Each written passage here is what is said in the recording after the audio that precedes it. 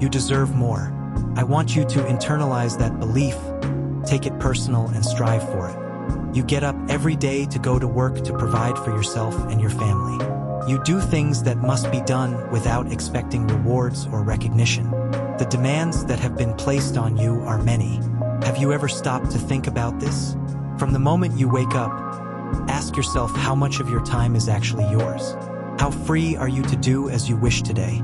These can be very heavy questions to reflect upon, and they can be psychologically harmful. But it's better to be honest and address them directly so that we may be able to make beneficial changes. Running from them is not the answer. Can hurt, but the quiet ache you feel when you look at your life is not random dissatisfaction. It is evidence. Evidence that something inside you still knows the distance between what you have and what you need to have is still out of reach. That distance is not a cruel accident. It is the space in which your power lives, waiting for you to claim it. But deserving is not the same as receiving. The universe does not deliver packages to the doorstep of those who merely feel entitled. Don't depend on the universe to give you anything. Work with universal laws, but take matters into your own hands. You have to take what you deserve. You have to fight for it. Not in the theatrical sense of constant aggression, but in the deeper sense of refusing to surrender your days to forces that would rather keep you small, tired, and grateful for scraps. The fight begins the moment you decide that the current version of your life is no longer acceptable. Look around. The society we inhabit is not a gentle classroom. It is a jungle dressed in polite language. No one will announce the rules out loud because the rules are inconvenient. Every man for himself is not a slogan for cynics. It is the operating system underneath the advertisements, the career advice, the retirement plans. Resources are limited. Attention is finite. Opportunity moves toward those who seize it and away from those who wait for permission. If you do not fight for what is yours, someone else will take it. That is not bitterness. That is observation. Do not let this truth turn you into an animal. Let it forge you into something finer. An honorable warrior does not claw at others out of desperation. He stands with clarity, protects what is his, and advances without apology. The jungle does not reward the passive. It also does not require you to abandon your dignity. Strength and honor can occupy the same body. You can become the kind of person who takes what he needs without becoming the kind of person who destroys what he doesn't. This society extracts from you in ways so constant they become invisible. Your time is the first currency. Hours disappear into obligations that never compound into freedom. Your energy is next. You wake with a finite reserve and spend it on tasks that enrich systems you will never own. Our lifestyles have been designed to keep us just comfortable enough to stay in place. The promise held out in front of you is retirement at 65, as if decades of slow erosion can be redeemed by a few final years of rest. Does that arrangement strike you as a fair exchange for a human life? Or does it feel like a carefully maintained illusion? You were not born to trade the peak of your vitality for the privilege of surviving. You deserve better than a long, slow decline dressed up as responsibility. The years between now and the age they tell you to wait for are not practice. They are the main event.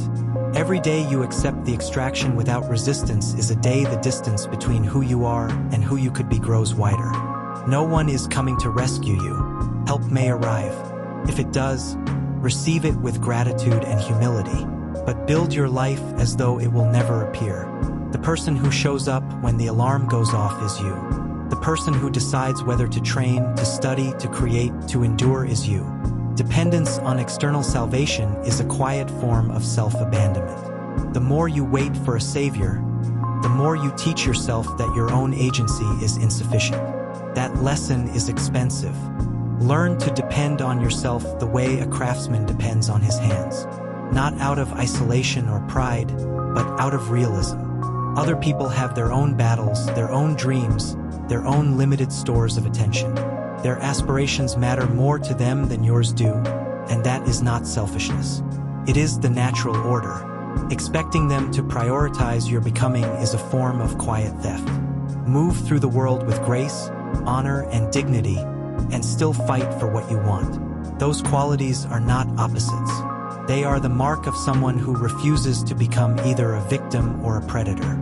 The life you want, the person you intend to become, is more important to you than it will ever be to anyone else. That single fact is both a burden and a liberation. No committee will care about your potential more than you do. No institution will protect your vision with the same ferocity you must. Therefore, the responsibility lands where it belongs, on your shoulders. Carry it without resentment. Carry it as the privilege it is. Success, when stripped of mythology, is discipline. Nothing more exotic. Discipline is the repeated decision to do what the future version of you requires, even when the present version of you would rather rest, distract, or negotiate. It is not motivation. Motivation is weather. Discipline is climate. It does not care how you feel on a given morning. It cares that the work is done. You already know the actions that would move you forward. The knowledge is not missing. The consistent execution is. Every day you choose the easier path, you reinforce the identity of someone who settles. Every day you choose the harder path, you reinforce the identity of someone who takes. Identity is not declared. It is accumulated through small, unglamorous repetitions. Philosophy has long understood this. The Stoics did not wait for ideal conditions. They trained themselves to act rightly under whatever conditions arrived. Nietzsche spoke of becoming who you are, not through sudden revelation but through the hard work of self-overcoming. The ancient idea of irate excellence as a way of being was never about talent alone. It was about the disciplined pursuit of the highest possible expression of your nature. You do not become excellent by wishing. You become excellent by refusing to live below the high standard you established for yourself. Consider the quiet violence of deferred living. How many people trade the sharp edge of their 20s and 30s for the vague promise of later? Later is a country that many never reach with any remaining strength. The body declines. The mind settles into patterns. The fire that once demanded more grows accustomed to less. You are not required to follow that script. You can write a different one, but only if you begin writing it while the pen is still in your hand. Discipline is the tool. Self-reliance is the stance. The conviction that you deserve more is the fuel. Together they form a closed system that does not require permission from the outside world. You do not need the jungle to become kind. You need only to stop letting it dictate the terms of your existence. There will be days when the weight feels heavier than the reward. On those days, remember that the alternative is not peace. The alternative is the slow erosion of the self you were meant to become. Comfort is not the opposite of struggle. Comfort is often the most effective form of struggle against your own potential. Keeps you busy enough to feel productive while ensuring nothing fundamental changes. Refuse that bargain. Look at the life you currently have and ask, without sentimentality, whether it is the life of someone who has claimed what he deserves. If the answer is no, then the next action is already clear. Not a grand gesture. A single disciplined step repeated until it becomes the new normal. You are not waiting for a sign. The sign is the discomfort itself. The restlessness is not a problem to be medicated or distracted away. It is information. It is the signal to take action. It is the part of you that still remembers you were made for more. Honor that memory by acting on it. Depend on yourself the way a ship depends on its keel. External winds will come and go. Allies will appear and vanish. Markets will rise and fall. The one constant you can train is your own capacity to keep moving in the direction of the life you intend. That capacity is built in the hours no one sees. It is built when you choose the difficult conversation, the extra set, the deeper study, the earlier start. The honorable warrior does not need an audience for every battle. Most of the important ones happen in private. The decision to rise when the body wants sleep. The decision to create when the mind wants distraction. The decision to speak truth when silence would be safer. These are the moments that accumulate into a different destiny. Society will continue to offer you the long, gentle slope toward mediocrity. It will call that slope maturity, realism, responsibility. You are free to reject the offer. You are free to choose the steeper path that leads somewhere higher. The cost is discipline. The reward is a life that actually matches the size of your spirit. You deserve more than the extracted version of yourself. You deserve the version that has fought, endured, and claimed. That version is not waiting in the future. It is waiting on the other side of the next decision you make. Make it, then make the one after that. Keep making them until the distance between who you are and who you could be begins to close. There is no finish line that magically appears. There is only the ongoing practice of becoming. Discipline is the name of that practice. Self-reliance is the posture required to sustain it. The knowledge that you deserve more is the reason to begin and the reason to continue when it becomes difficult. Do not wait for the world to become fair. It will not. Do not wait for the perfect moment. Perfect moments are constructed by those who refuse to wait. Do not wait for someone to hand you the life you want. Reach for it with both hands and refuse to let go. The jungle remains. The extraction continues. The polite lies about retirement and gradual progress will keep circulating. None of that has to determine your trajectory. You can walk through the same world with a different internal law. The law that says, I will take what is mine. I will depend on myself. I will meet each day with the discipline required to become the person I intend to be. That is not arrogance. That is alignment.